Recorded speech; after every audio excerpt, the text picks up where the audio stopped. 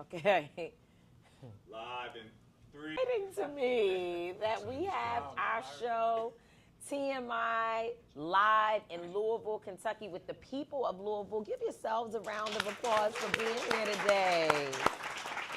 Yes. This is so cool. It's like our first time really being live on location. Usually we're in studios or, somewhere with a laptop trying to figure out the light, taking off the shade in the hotel and, setting up. But this time, today, Ryan, who is our super producer for the State of the People Power Tour, convinced us that we need to be live and in person. And of course, my son said, absolutely, because I've been telling her that all the time. But I have my, the women, we got to listen to the men sometimes. But today we are joined by our brothers. We usually say friends to TMI because on our shows, we always have our friends. And one time, people got mad at us and said, why y'all always have y'all friends? Why y'all don't interview other people that's not your friend? And we said, because if we don't like you, we don't have to have you on our show. That's why we got our own show, to interview the people we like. That's why we got our show. Get you a show. That's right. Have whoever you want. But these are not our friends. These are our brothers. Blood couldn't make us any closer and make us love one another anymore.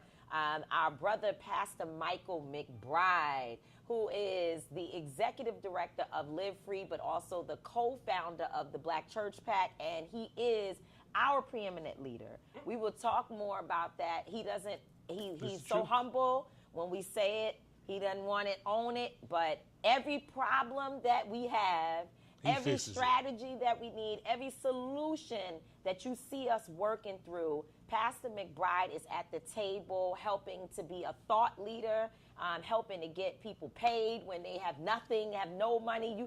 If the white folks attack us, one person that's going to have a check for you to do something is Pastor Mike McBride. He's also an incredible fundraiser, well respected across this nation. He's one of those leaders you don't know. But he is. But you should. Truly, you should absolutely know Pastor Mike McBride. And then our brother Tef Poe, who is an artist, one of the dopest lyricists in our nation, in our world, a true advocate for social justice. He was on the ground in Ferguson, one of the leaders out there who was tear gassed and attacked by the system. He has been labeled a dangerous man in the city. So that's good. That's what we like. That's what we like. Don't say that. Whatever's dangerous to the system is revolutionary in love for us. Yeah, so that's what we like. Some well, things in that's this case. dangerous to the city, to the system, are dangerous to us too. But they really labeled him that because Tef Poe is so powerful. And let me tell you, he's the founder of Crow Life, but he is also doing something right now that is extremely important, and one of the reasons why we wanted to hear from you today, Tef. He is currently working with a group that is calling itself the People's Response in Louisiana. Now, in St. Louis. I don't know. Y'all got to help me sometime. In St. Louis. And the reason why it's so important to have you here, Tef, because in this moment, you look wonderful, nice and cleaned up and looking good. But just last week, I saw you looking like you had dust from the top of your head to the bottom of your feet because you've been out there in the rubble, literally, with the people, trying to make sure that the resources that our community deserves gets to our people, because we can't depend on the federal government to help black folks in the middle of a natural disaster. And in fact, some of the white folks ain't getting no help either right now, which is a whole other thing. So I think, Tef, we'll start with you. What's been happening in your city? And let's talk about the disparities there, what you're seeing, and how you've been getting resources in. So for folks that don't know, an F3 tornado ripped through Black St. Louis a couple weeks ago. The highest that you can have is an F5. F3 went right through the heart of the black portion of the city. Some white folks was affected, of course, but if you live in Tornado Alley, Tornado Lane, whatever they call it, we typically believe that the tornadoes and the twisters can't land in the city. So we don't even go in the basement. We don't even, when we hear the sirens go off, we don't really react the way that we probably should react to them. But in this case, I'm being very vocal about it because some things went down that weren't necessarily the people's fault. The white person who was supposed to push the button to let us know that the tornado landed didn't push the button. People think I take stuff a little bit too far, but I can almost guarantee you that person voted for Donald Trump as well.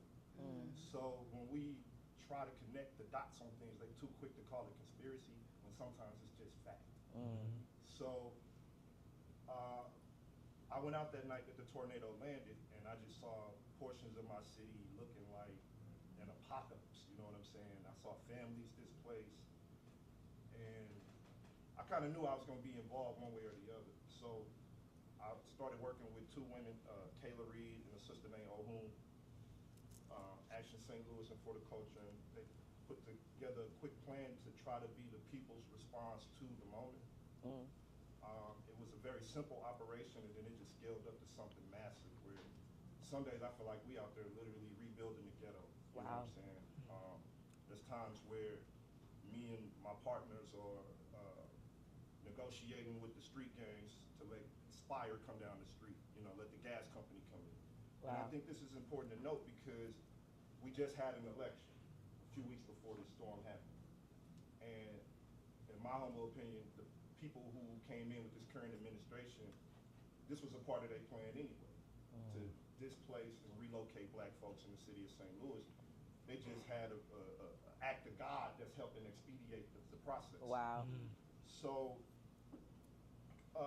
I think we have like basically the grounds for like what I would consider like a political and an ideological civil war in St. Louis right now.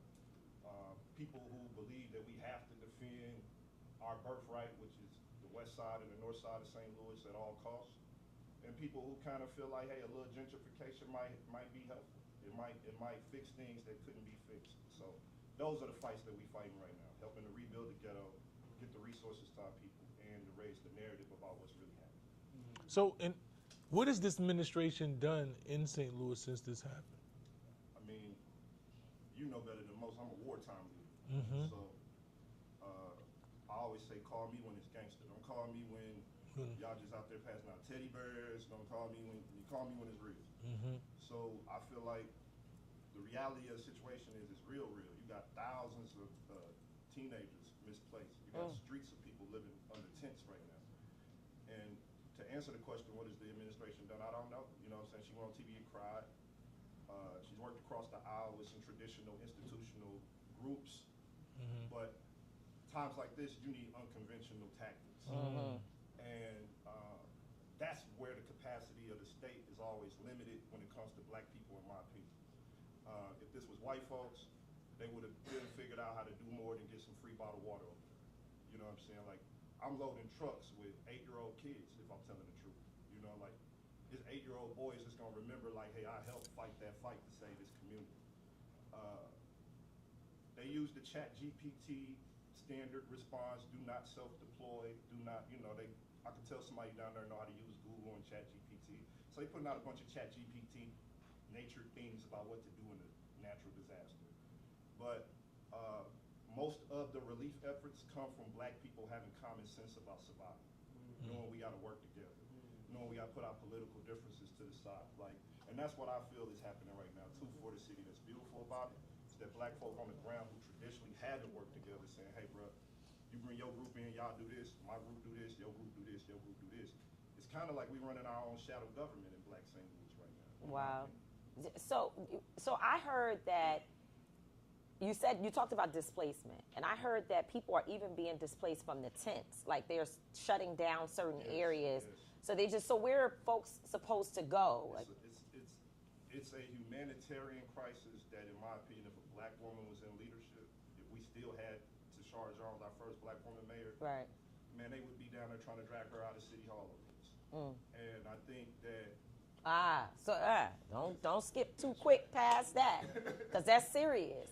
What you just said is that if Tashara Jones, the black woman who was the mayor, who was just defeated by a white woman, corporate, you know, Republican. Right, Republican. That's Leave it to Tef to come up with a word to call us. So if it was Tashara Jones there, you're saying that even our community would be down there calling all kind of names and tearing down the walls of City Hall because she's not being responsive. The moment is not being met. You know what I'm saying? And I know. Is it because people are just too traumatized? Or you think it's just that we just have a thing about white folks that we let white folks get away with murder, literally? Well, I think sexism and patriarchy is still a real thing. That's a fact. You know what I'm saying? So we got it for the sisters, but we don't got it for the white women all the time. We got compassion for them. We let them go on TV and cry like our babies ain't out in the streets, and they getting a paycheck to fix this. Nobody put a gun to that woman's head and said run for mayor. She chose to do that. Her narcissism chose to put her in power. So now you got to make the call. You know what I'm saying? And it's real. Like, people dying. I know grown men looking up in the roof, right, looking in their living room right now. They don't got no roof. Rain coming in. Damn. They don't know what they gonna do. I'm in the backyard helping homeboys move trees. You connected me with Trader Truth. He helping me cut stuff down. You know what I'm saying? So it's like, I am more upset than I'm showing. Because I can't really show how upset I am because people can call me the illogical black man. Wow. But I'm deeply upset by seeing grandmothers say they don't know what's gonna happen. I'm deeply upset by the fact that I've been spending 3-4 weeks of my life and I ain't loaded a damn truck with a politician yet. Wow. You feel me? I've been out there loading trucks, unloading trucks, going to people's houses. And I'm not saying I'm Superman or like the... You Superman, brother. You Superman, Tef. You Superman, Tef. But at some point, when do they meet us on the terrain? Everybody want us as the politicals to galvanize people to vote. We do it when we can. But when we got real responses that people need to have human responses to, real things that people need to have human responses to. And I just don't see it in local government, state government as much as we should. I know that Trump is the impeding problem of the whole freaking world at this point, right? But where are the men and women with heart on a local level? Where are the people who ain't taking it? Where are the people who ain't going? Like Sauce Walker said, everybody ain't going. I'm looking for the people who ain't going. Yeah, I think these tragedies expose the class divisions within our own community. You know what I mean? Because all across the country, we're seeing a version, maybe not a literal tornado hitting every neighborhood, but we have a existential tornado that's hitting our communities. And the federal government is making very clear that we are on our own at various parts of our experience, even under Democratic leadership. We still be on our own. We just don't think it because people grin and invite us to the White House and invite us to their parties and give us, $1 out of, $10 of their budget, and we feel less desperate. But the reality is, poor black people in our communities are catching hell no matter who's in office. They catching hell no matter who's their pastor. They catching hell no matter who's their boss. And the question we have to ask ourselves among the community, state of the people, power to it, right? We're trying to ask ourselves, are we going to do what is necessary to meet the existential tornado that visits our communities regularly? And many of us who have means have to ask ourselves, what are we willing to do to extend ourselves, right, to those who are hurting? Jesus always commands us to care for the least of these, which means that there are some of us who aren't the least of these. That's right. There is not enough money to pay everybody for the liberation of black people in this country. Damn. Some of us got to wake up every day and do something more than what we're doing right now. For free. And for free. Well, for free from a financial That's right. From position. Exactly. But freedom and liberation is priceless. It's priceless. Come on. When you smell free, that's why we was in Ferguson together. We used to say, man, being out there getting tear gas and our head cracked was the most freeing moment. That's why I was so intoxicated. You know what I'm saying? Hundreds of black people outside. Right. I didn't feel We were saying Let's be clear. I'd rather be in the house. He'd rather be in the house but never was there. What's that about, right? No. I mean, there's something about freedom. You right. Fighting for freedom, pushing against the system, right? It is hard to do it without breaks and without some rhythm of care. But we have to realize that we are in a state of existential crisis. Trump is the great kind of caricature of that. But here in Louisville, in places of the Midwest and the South, we know that we got all kind of systems of power that are preying on us. That's right. Right? If Trump was not here, they'd still be preying on us.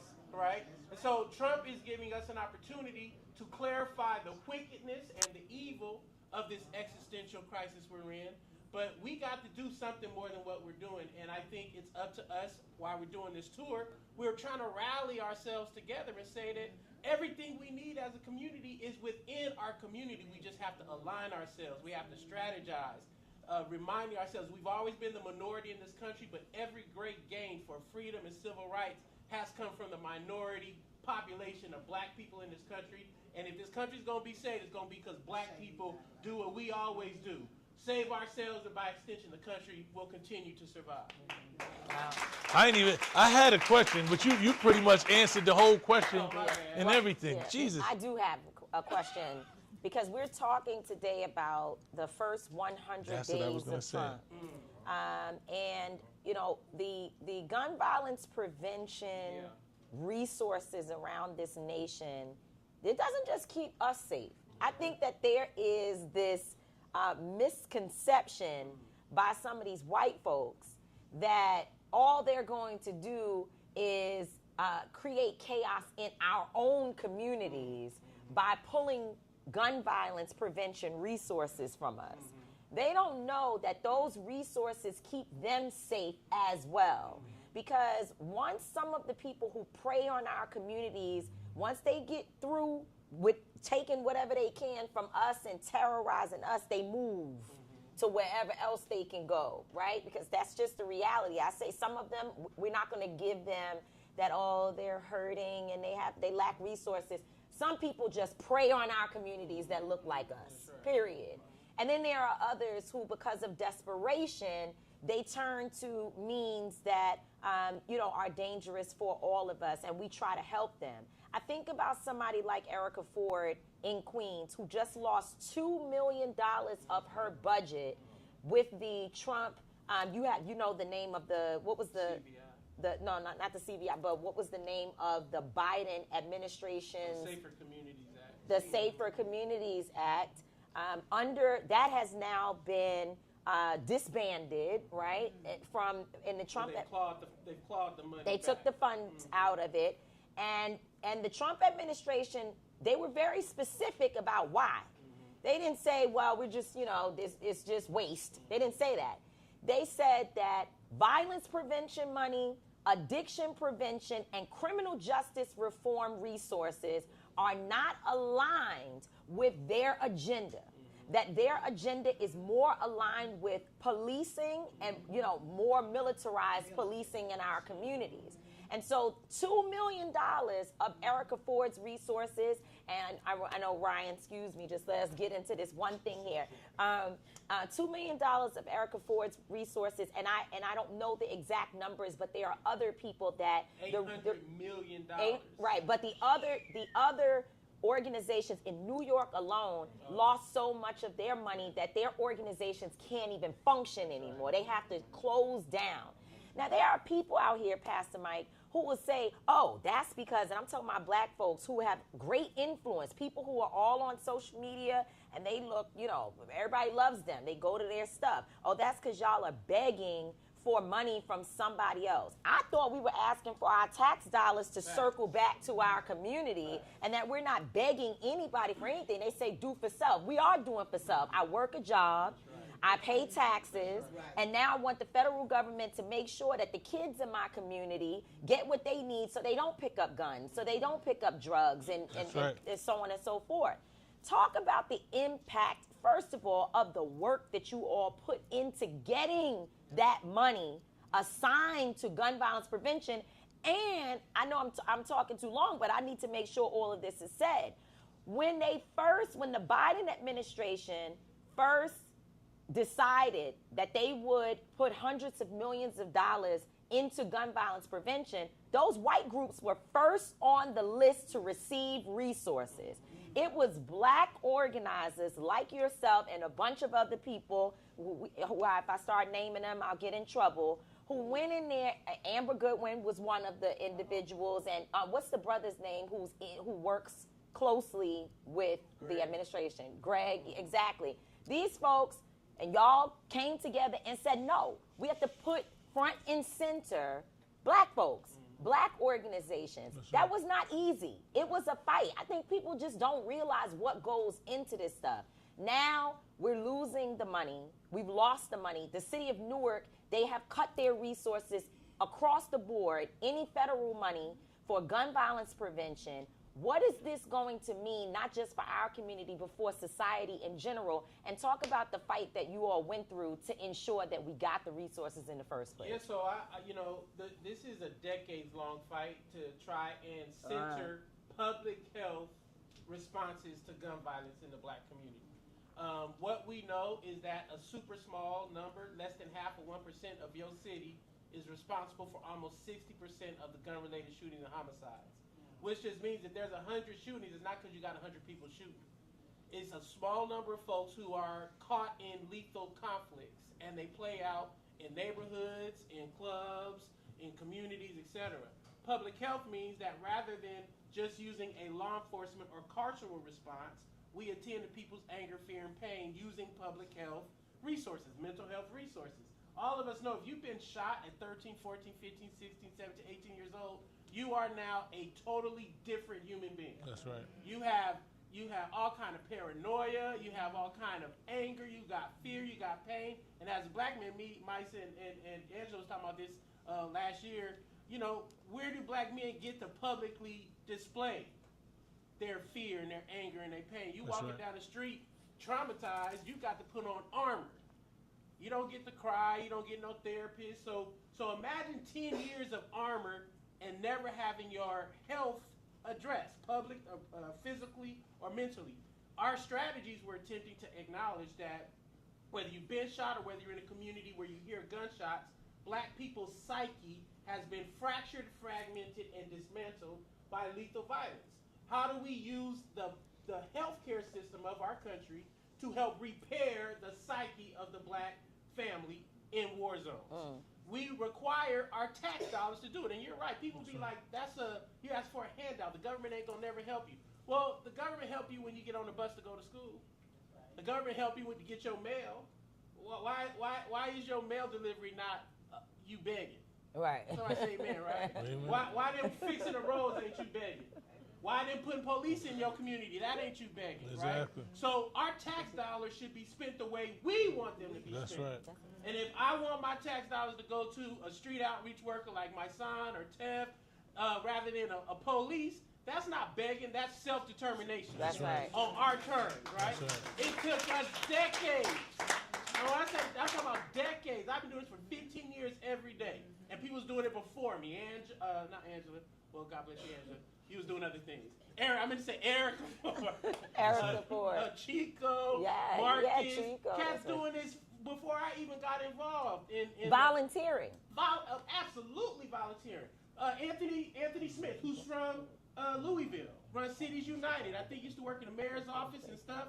Doing this work, there's no money in that, right? And so it's really important to appreciate decades. We couldn't get Negro politicians, black politicians. Nobody would come along with this. They said this is a hug and thug strategy. It don't work. It won't help me win an election because the police don't like it. We had to fight everybody. That's right. When I say, I'm talking about everybody. The preachers, the police, the prosecutor, anywhere to start with a P, you had to fight, right? But we won. That's right. We won. We did. We won. And we got this money at the federal level because we all launched Fund Peace and a big old national campaign. Wow. We came to Louisville. Red Dot was one of our folks that we was rocking with here to get this stuff going. So to your point, it took us almost decades to get the first slot of resources, several $100 million put into budgets. And I want you to know that sounds like a lot of money because we don't got no money. Right. But it ain't. But it's nothing. It's $1 out of the 10. It's $1 out of the 10, and they took that back, right? And so it's really important for us to acknowledge that what is going to happen, right, as Trump sinks this economy with the tariffs, more desperation is going to set in, more anger is going to set in, and the mayors of our cities are going to default back to tough on crime policing. That's right. Unless you in this room let your mayor know that we not going there. That's right. Can I say something about the territory? And we got to wrap it. Go ahead. People not thinking about how this all affects us. I probably didn't even think much about the tariffs. The price of wood is up now. We got to rebuild a whole community with the price of wood through the roof. Wow. So think about that, man. It's all connected. Wow. I just want to say one thing. You know, poverty is violence, right? And when we talk about violence in our communities, where they come from, you don't see well-to-do black communities where people are shooting each other up because there's no need.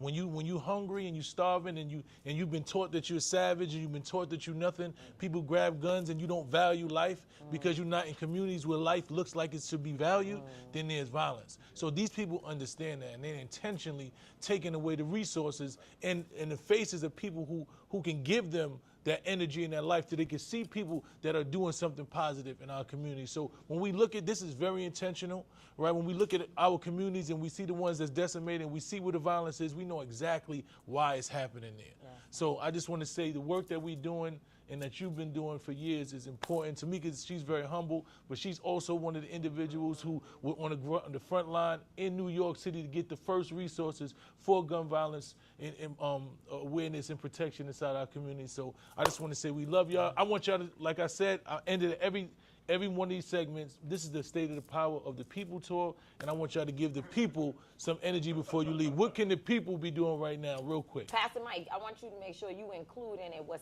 it says on your shirt. Oh. The struggle is real, But so is God. but so is God. Hallelujah. So Tep, you go first, and then Pastor Mike, and we wrapping it up. Go Tep. My main thing is just organize. Like, treat your family like it's an organization. Have a plan for everything. You know what I'm saying? Like, don't even. I hate when I go on Facebook and I see black people who ain't in political organizations. Like, well, what the organization's doing? You and the 4 people you know is an organization. That's What right. are y'all doing? That's right. Trust black people. Rock with black people. The white man's ice ain't colder than yours. That's right. So you ought to fall in love with the black people in your community. We ought to be doubling down on working with each other. Preachers got to work together despite your denominations. Groups got to work together despite your differences. Neighborhoods got to rock with each other despite your historical challenges. Fall in love with black people. Now's the time. Black love will save us if we get together. All right. Thank Round of you. applause. Thank you very much.